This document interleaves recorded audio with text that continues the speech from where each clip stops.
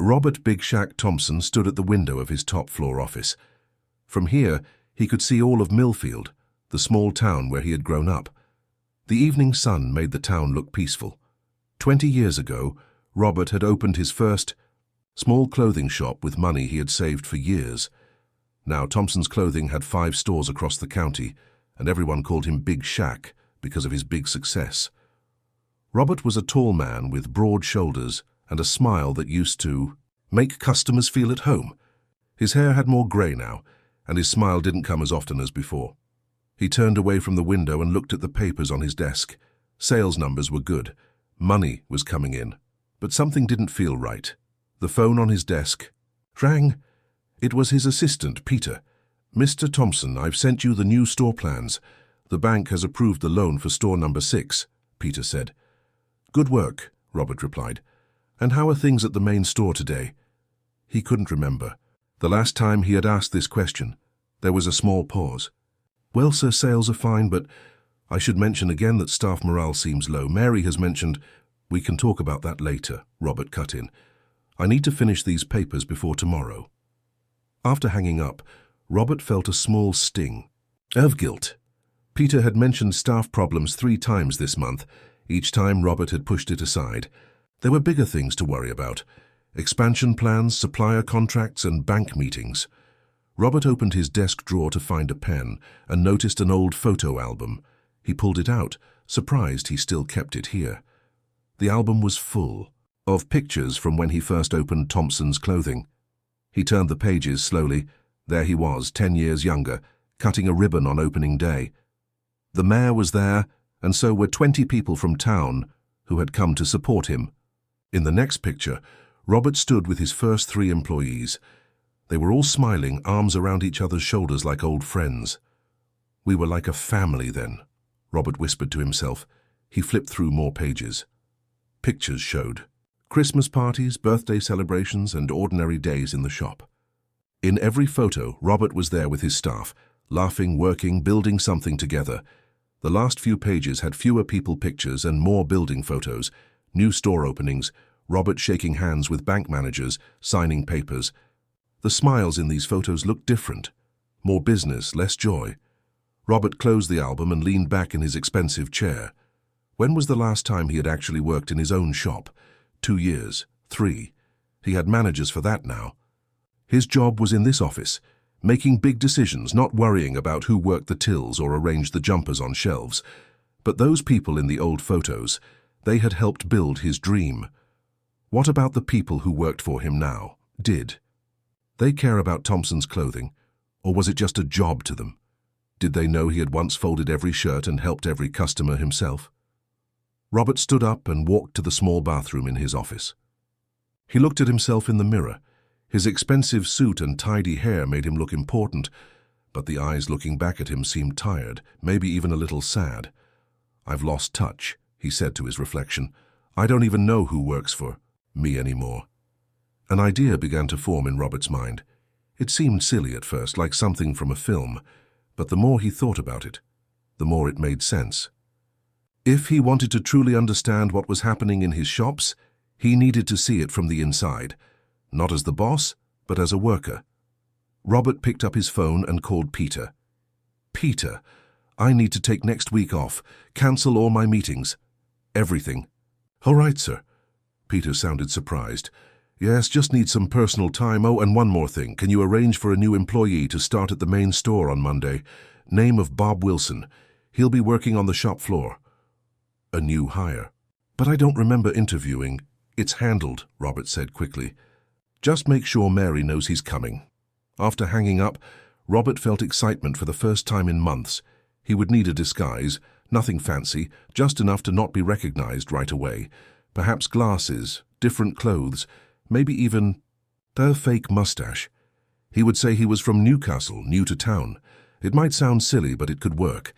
That night, Robert went home to his large, empty house on the hill above Millfield. As he ate dinner alone, he thought about what he might learn next week. Would it be good or bad? Either way, he needed to know. Before going to bed, Robert looked out his bedroom window at the town below. Somewhere down there were the people who made his business work every day. People with lives and problems and dreams of their own. People he had forgotten to care about. Sometimes success comes with a price you don't see until it's too late, he said to the darkness. But perhaps it wasn't too late to make things right. Tomorrow he would start planning his week as Bob Wilson, new employee at Thompson's Clothing. The thought made him nervous but also hopeful. Maybe he could find his way back to what really mattered. Monday morning came quickly. Robert woke up at 5 o'clock, much earlier than usual. He normally started work at 9, but shop workers had to be there at 7 to set up before opening. He felt nervous, like a child on the first day of school. In front of his bathroom mirror, Robert became someone new. He put on glasses with plain glass lenses. He stuck on a brown mustache that didn't match his gray hair, but looked real enough. Instead of his usual suit, he wore old jeans and a plain jumper he had found at the back of his wardrobe. He looked at himself and hardly knew the face looking back. "Hello, Bob from Newcastle," he said to his reflection. "Ready for your first day?" Robert drove to a car park 2 streets away from the shop. He didn't want anyone to see his expensive car. As he walked to Thompson's Clothing, he felt strange. People passed him without the usual nods of respect that the town gave to Big Shaq. Today he was nobody. The shop looked different from the outside. The sign needed cleaning. One window display had clothes from last season. Robert made a mental note, then reminded himself he wasn't the boss today. He was Bob, new employee, first day. He pushed open the door at 6:55 a.m. Inside, 3 workers were already moving around, setting up for the day. A woman with short gray hair looked up. "You must be Bob," she said, walking over. "I'm Mary, the manager. Peter from head office said you'd be starting today." Robert knew Mary, of course. He had hired her himself 5 years ago. Standing close to her now, he noticed new wrinkles around her eyes that hadn't been there at their last meeting. "Yes, that's me," he said, making his voice a little higher than normal. "Bob Wilson. Just moved from Newcastle. Looking forward to working here." Mary nodded, but seemed too busy for small talk. "Emma will show you around." "Emma?" she called to a woman folding shirts at the back of the shop. Emma was about 50, with kind eyes and a warm smile. Her Thompson's Clothing uniform looked worn at the edges, but was neat and clean. "This is Bob, new starter," Mary said. "Can you show him the ropes? I need to fix the delivery problems before we open." Emma smiled at Robert.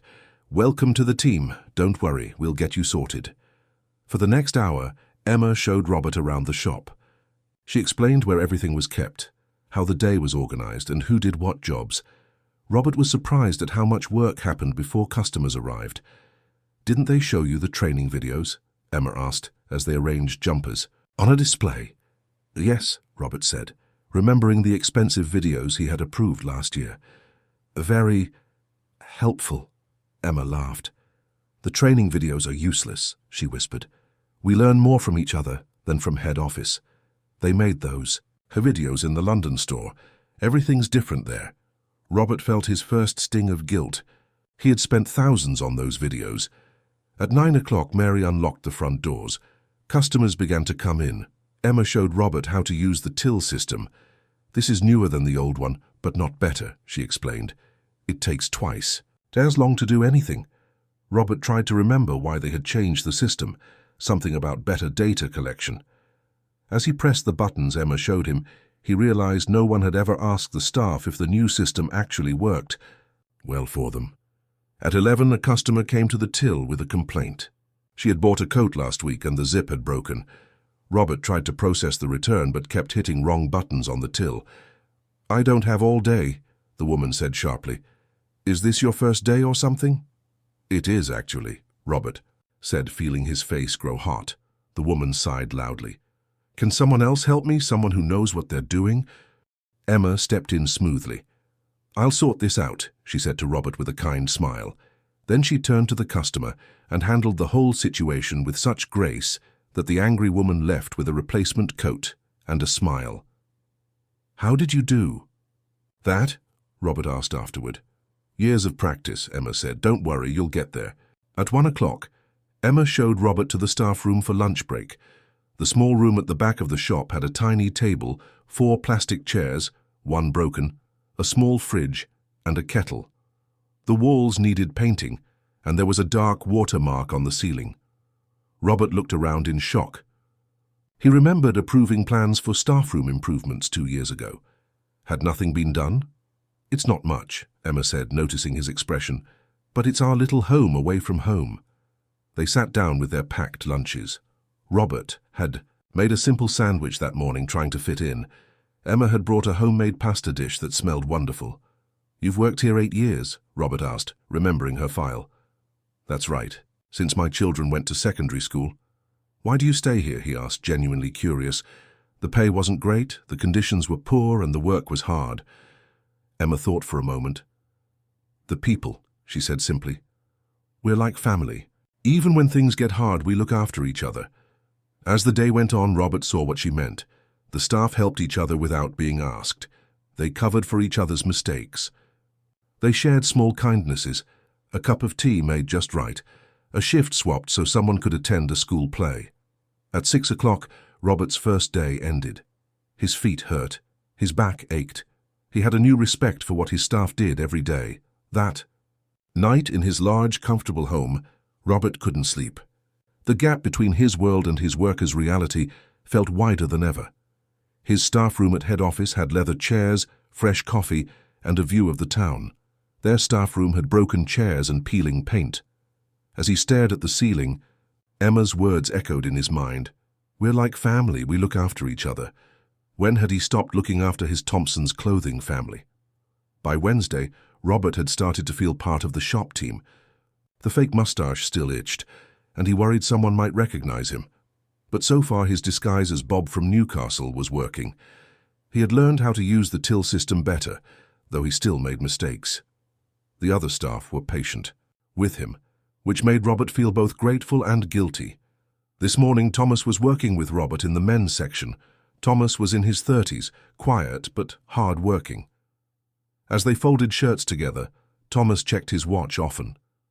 "Need to be somewhere?" Robert asked. Thomas looked embarrassed. "Sorry, I start my other job at 3, just checking I won't be late." "You work 2 jobs?" Robert tried to sound only mildly interested. "Yeah, here during the day, then night security at the warehouse by the river. Mum needs special care now. The nurses are expensive, but I can't put her in a home. She looked after me all my life. Now it's my turn." Robert nodded, not trusting himself to speak. He remembered cutting staff hours last year to save money.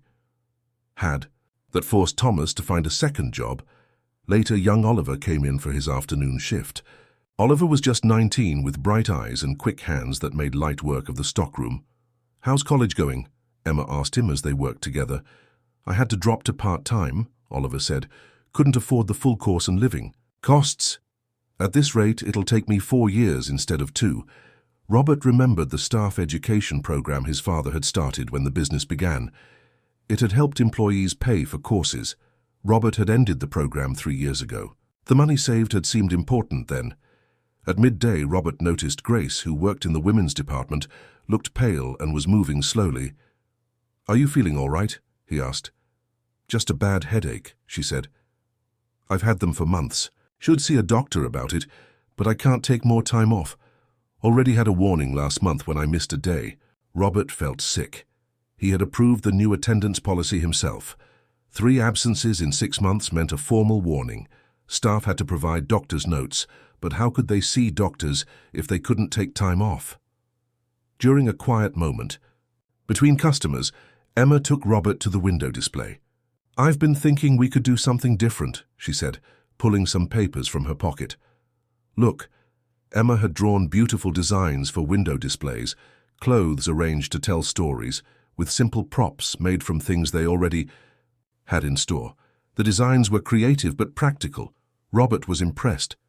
"These are really good," he said honestly. "Have you shown anyone?"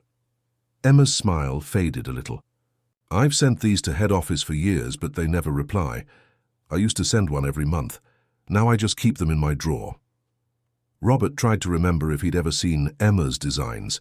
Had they been in those folders his assistant put in? The review later pile? The pile that grew so big they eventually just threw most of it away? At lunch, the staff room felt especially small. 6 people crowded around the tiny table. William, who worked in the stockroom, looked worried. Robert had noticed he was quieter than usual. "Everything okay, Will?" Thomas asked. William sighed. "Lisa needs special shoes for her flat feet. Doctor says they'll help her walk properly. But they cost $200, and with rent going up—" Without hesitation, Emma opened her purse. "I can spare 20 this week." She put the money on the table. Others joined in. Thomas put down 15s. Grace added $10.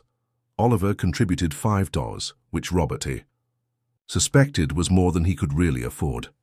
"I can help too," Robert said, pulling out $50. He wanted to give more, but knew it would look suspicious. William's eyes filled with tears. "You're all so kind. I don't know what to say." "We're family here," Emma said, patting his hand. "We look after each other." Robert felt shame burn inside him. His own daughter had wanted expensive shoes last month. He had bought them without even checking the price. Later that afternoon, rain started to fall heavily. Mary hurried to the back of the shop with plastic buckets. Robert followed her, confused. Mary was on the phone, her voice tense. "Yes, I understand you're busy, but we've reported this leak 3 times now. The ceiling's getting worse." She listened for a moment, then her shoulders slumped. "Yes, I understand. No budget this quarter. Thank you anyway." She put down the phone and placed buckets where water was already dripping through the ceiling. "They say there's no budget," she told the staff gathering around her. "We'll just put out buckets again when it rains." Robert watched in silence. Just last month, he had approved a complete renovation of his own office. New carpet, fresh paint, even. A small coffee machine that made drinks at the touch of a button. The cost had been more than fixing this roof would be. As the day continued, Robert found it hard to look his staff in the eye. Every hour brought new revelations about how his decisions had affected their lives. He had been so focused on growth and profits that he had forgotten about the people who made it all possible. That evening, as Robert drove home, the rain still falling, he felt the weight of his neglect more heavily with each passing mile. The big house on the hill no longer felt like something to be proud of. Instead, it felt like evidence of how far he had drifted from what really mattered. Friday morning began like any other day at Thompson's Clothing. Robert, still in his disguise as Bob from Newcastle, arrived early to help set up the shop. His fake mustache was starting to peel at one edge, but he fixed it quickly in the bathroom. After 4 days working in his own store, his body had begun to adjust to the long hours of standing, but he still felt tired. The shop was busier than usual. A sale had started, bringing in more customers. Mary had scheduled only 4 staff members to work: Robert, Emma, Thomas, and Grace. Oliver was supposed to come in at noon. "I'm sorry we're so short-staffed," Mary told them during a quick morning meeting. "Head office cut our hours budget again. We'll just have to manage." Robert felt a stab of guilt. He had approved those cuts himself last month, thinking stores could run just as well with fewer staff hours. Now he understood what that really meant. By mid-morning, the shop was full of customers. Robert rushed between helping people find sizes, returning items to racks, and working the till. He noticed Thomas looked pale, with dark circles under his eyes. "Are you feeling all right?" Robert asked when they met in the stockroom. Thomas tried to smile. "Just tired. Did a double shift at the warehouse last night. There was no one to cover." Robert frowned. "Maybe you should take a break." "Can't, we're too busy and I need the hours." Thomas picked up a stack of jeans and went back to the shop floor. Emma appeared beside Robert. "I'm worried about him," she said quietly. "He's been working too hard for months. His mum's care costs went up again." At 11:30, during the busiest part of the morning, it happened. Robert was helping a customer find a shirt size when he heard a crash. He rushed to the sound and found Thomas on the floor. He had collapsed while carrying a box of stock. Clothes were scattered around him. Emma was already kneeling beside him. "Someone get some water." Robert ran to the staff room and came back with water. Customers watched with concerned faces as Emma helped Thomas sit up. His face was white and his hands shook. "I'm fine," Thomas kept saying. "Just got dizzy. I can go back to work." "You're not fine," Emma said firmly. "Mary, he needs to go home." Mary looked torn between concern for Thomas and worry about managing the busy shop. "We're already short-staffed. I'll stay late," Grace offered immediately. Me too, Robert added. Mary nodded. All right, I'll call a taxi for Thomas. They helped Thomas to the staff room to wait for the taxi. Emma made him tea with sugar while Grace covered his department. Robert stayed with them, feeling sick with guilt. This was his fault. His cuts and policies had led to this moment. This isn't the first time, is it? Robert asked softly. Thomas looked down at his tea. I almost fainted last month too. Been feeling bad for weeks, but I can't afford to see the doctor, and if I take time off, He didn't finish, but everyone knew what he meant. 3 absences meant a warning. 4 could mean losing his job. Have you told head office? Robert asked. Though he already knew the answer, Emma made a small, sad sound. Head office doesn't understand real life anymore, she said quietly. They used to care about us. Mr. Thompson would visit every week, ask about our families. Now, we're just numbers on a spreadsheet. The words hit Robert like a physical blow. He remembered those early days, when he knew every employee by name, asked about their children, remembered their birthdays. When had he stopped seeing them as people and started seeing them as costs to be managed? I heard Mr. Thompson had health problems, Thomas said, surprising Robert. That's why he stopped visiting the shops. Where did you hear that? Robert asked, his heart beating faster. Mary mentioned it once, Emma said. Is it true, though? No one really knows. He's like a ghost now. His name is on our paychecks, but we never see him.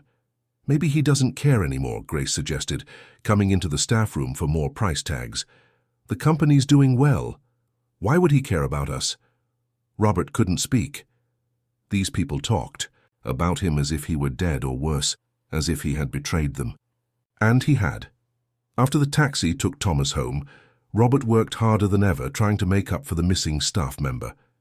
During a quiet moment, Emma took him aside. We all have stories like Thomas, she told him. Grace can't afford her headache. Medicine. Oliver's student loans keep getting bigger. Mary's husband lost his job last year. We help each other when we can, but it's getting harder. How do you keep going? Robert asked, genuinely wanting to know.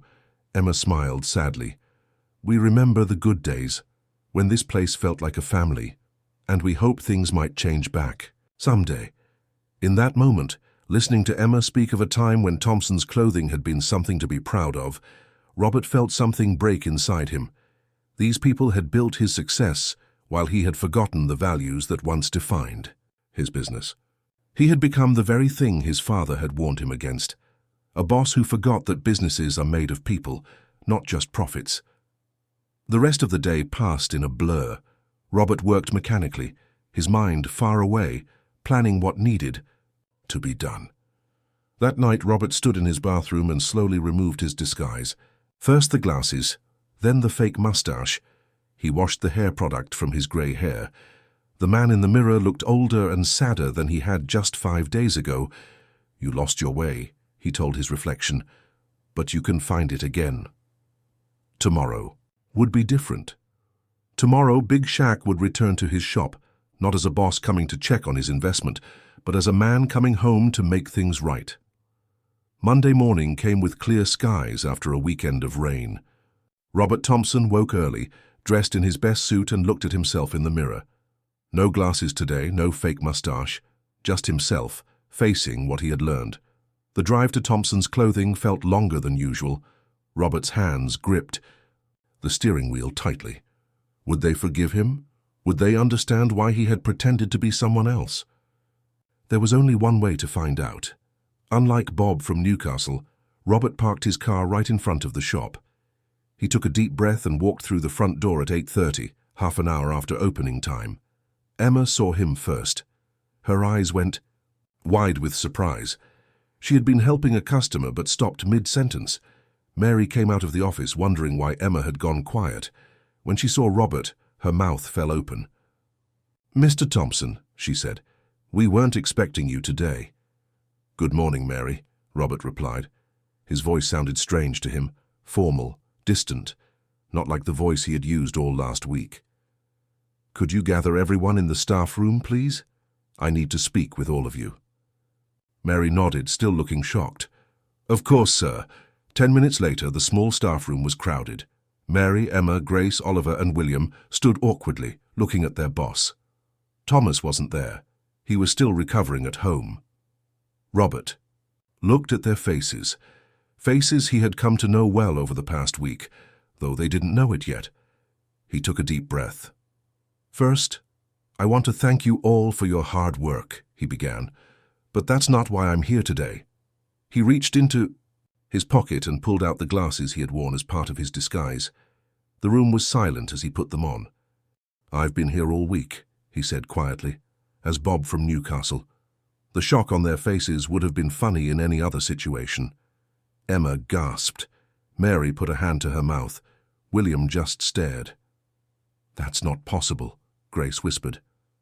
You... Robert took off the glasses. "I wanted to understand what was really happening in my stores. I've been away too long, sitting in my office, looking at numbers instead of people. What I've learned this week has changed me forever." To everyone's surprise, including his own, Robert's eyes filled with tears. He hadn't cried in years, not since his father died, but now the tears came, and he didn't try to stop them. "I heard your stories," he continued. "Thomas working 2 jobs until he collapsed, Grace missing doctor's appointments, William struggling to buy shoes for his daughter, Emma's beautiful designs sitting in a drawer because no one at head office, because I didn't bother to look at them." He wiped his eyes. "I'm so deeply sorry. I built this business to be a family like my father taught me. Somewhere along the way I forgot that. I became the kind of boss I never wanted to be." The room was quiet. No one seemed to know what to say. Then Emma stepped forward. "You really were, Bob, all week?" she asked. When Robert nodded, she shook her head in wonder. "You worked the till. You folded jumpers.